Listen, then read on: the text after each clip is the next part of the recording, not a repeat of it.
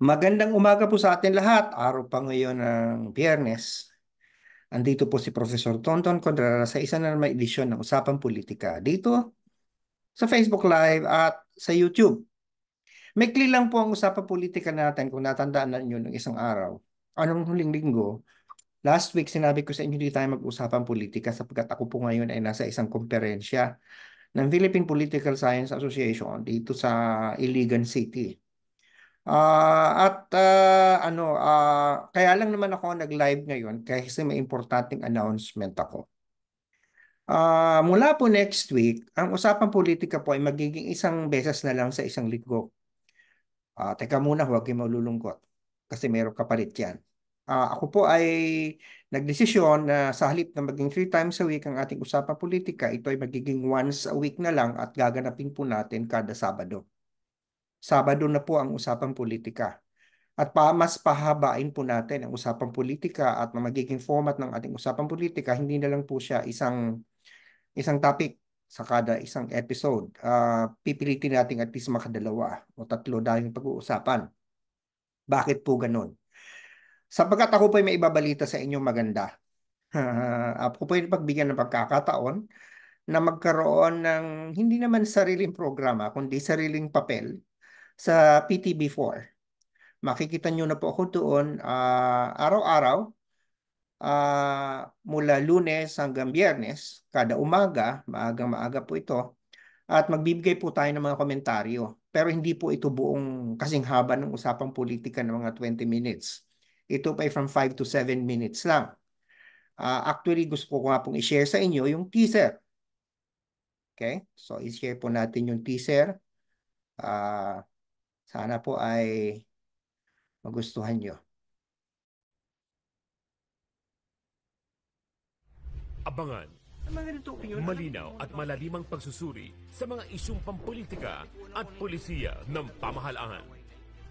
Ipaliliwanag ng respetadong political scientist at akademiko na si Profesor Antonio Contreras. Punto de Vista. Mapapanood kada umaga simula ngayong Lunes sa Rise and Shine Pilipinas. Dito sa inyong pambansang TV, PTV.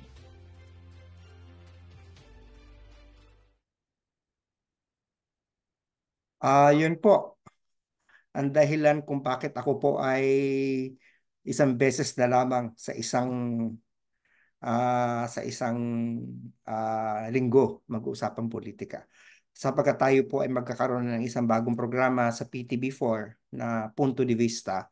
Bahagi po ako ng kanilang early morning program at ako po ay magbibigay ng aking maikling mga komentaryo. Punto de Vista po ang pamagat ng programa. Hindi actually programa, ay bahagi ng programa. Kumbaga segment ng isang program. Sa kanilang early morning show, magkakaroon po tayo ng segment na kung saan bibigyan tayo ng 5 hanggang 7 minuto para himayin ang nagbabagang issue. So sa naisip ko, sa halip na mag-usapang politika ng Monday, Wednesday, Friday, ay ipunin na lamang yung mga pag-uusapan natin at mag-usap na lang tayo ng Sabado. Hindi po natin alam kung anong oras sa Sabado. Basta abangan nyo na lang po kung anong oras. Sa Sabado, Sabado oras po ng Pilipinas yun. Sa maaring, depende po kung kayo sa ibang bansa, ay kung live ang papanoorin nyo, ay baka ibang oras at ibang araw. Sapagkat kung alas 7 ng umaga sa Sabado, baka sa ibang lugar, yan ay gabi pa ng Biyernes o sa iba naman ay linggo na. You know. So hindi natin masiguro kung anong oras, depende po yan sa availability ng espasyo at availability din ko kung may mga gagawin ako iba. Pero pinapromise ko po na kung hindi man Sabado ay paminsan-minsan gagawin natin linggo but weekend na po ang usapang politika. Mas pinahaba. Dahil po ako po ay magkakaroon ng ng araw-araw na segment sa isang programa sa PTB4, ang punto de vista. So sana po ay kayo po ay manood nun. Inuulit ko po ito ulit ang aking gusto kong i-share ulit sa inyo ah, ang teaser ah, para makita po uli natin.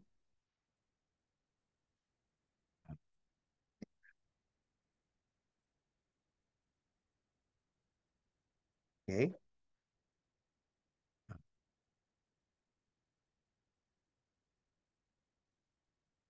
Nahanap ko lang po. Medyo hindi ako familiar dito sa aking computer. O, ba't parang walang sound? Teka. Oh, ulit. Ah, anyway, ano nangyari dito?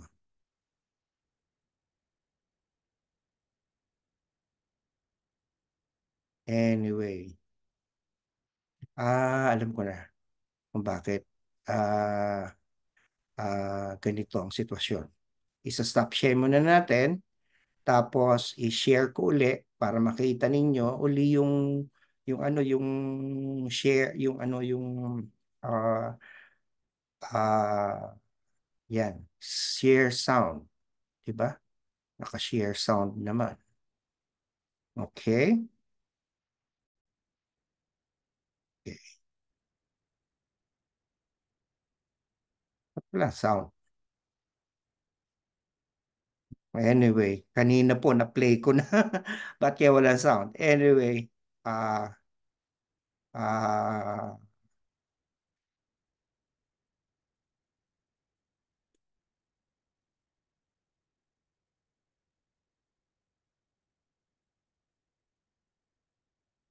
okay.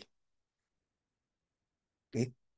So, pasensya na po, nagkaroon ng technical problem doon sa mga hindi nakapanood ng live. Ulitin nyo na lang ito, makikita nyo po. At nakashare naman po sa aking Facebook account ang teaser ng programa.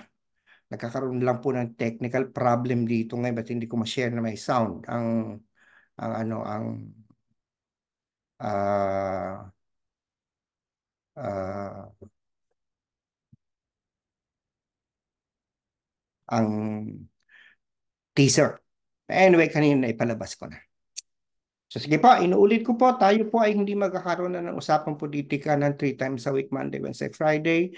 Abangan nyo na lang po yung aking bagong segment sa PTB4 na Punto de Vista.